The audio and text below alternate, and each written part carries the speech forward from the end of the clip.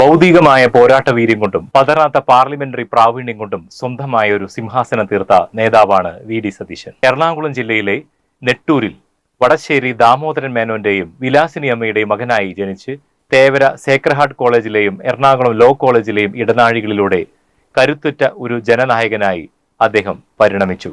KSU എന്ന വിദ്യാർത്ഥി പ്രസ്ഥാനത്തിലൂടെ പൊതുരംഗത്തെത്തിയ അദ്ദേഹം MG സർവകലാശാല യൂണിയൻ ചെയർമാൻ പദവി മുതൽ NSU ദേശീയ സെക്രട്ടറി പദവി വരെ അലങ്കരിച്ച് തന്റെ സംഘടനാ പാടവം തെളിയിച്ചു.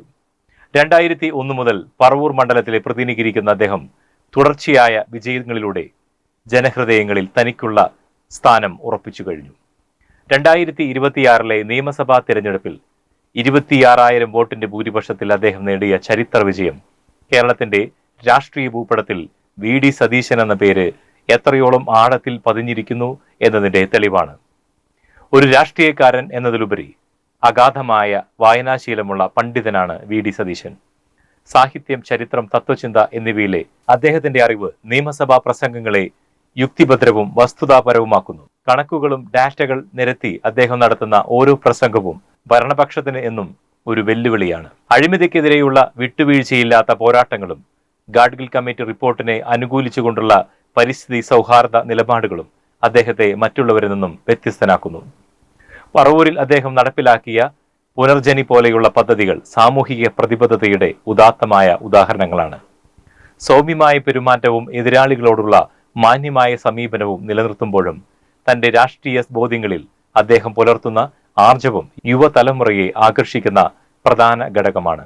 സമകാലീന കേരളം സാക്ഷ്യം വഹിക്കുന്ന ഏറ്റവും വലിയ പോരാട്ടം വി.ഡി. സതീശനും പിണറായി വിജയനും തമ്മിലുള്ള നേർക്കുനേർ പോരാട്ടമായിരുന്നു. മിസ്റ്റർ പിണറായി വിജയൻ എന്ന് കണ്ണിൽ നോക്കി വിളിക്കുവാനുള്ള ചങ്കൂറ്റവും സർക്കാരിന്റെ വീഴ്ചകൾ നിയമസഭയിൽ അക്കമിട്ട് നിരത്തുവാനുള്ള പ്രാവീണ്യവും സതീശനെ പ്രതിപക്ഷത്തിന്റെ അനിഷേധ്യ നേതാവാക്കി മാറ്റി. 2026 തിരഞ്ഞെടുപ്പ് ഫലം തന്റെ കണക്കുകൂട്ടലുകൾ പോലെ 100 സീറ്റുകൾക്ക് മുകളിൽ ലഭിച്ചില്ലെങ്കിൽ താൻ വനവാസത്തിന് പോകുമെന്ന് പോലും പ്രഖ്യാപിക്കുവാൻ കാണിച്ച ചങ്കൂറ്റം അദ്ദേഹത്തിന്റെ ആത്മവിശ്വാസത്തെയാണ് അടയാളപ്പെടുത്തുന്നത്. സതീശന്റെ കൃത്യമായ കാൽക്കുലേഷനുകൾക്ക് മുന്നിൽ ഇടതുപക്ഷത്തിന് ചൂണ്ടിക്കാണിക്കുവാൻ മറ്റൊരു നേതാവില്ലാത്തതിനാൽ വീണ്ടും പിണറായി വിജയനിലേക്ക് തന്നെ അവർക്ക് വിരൽ ചൂടേണ്ടി വന്നു.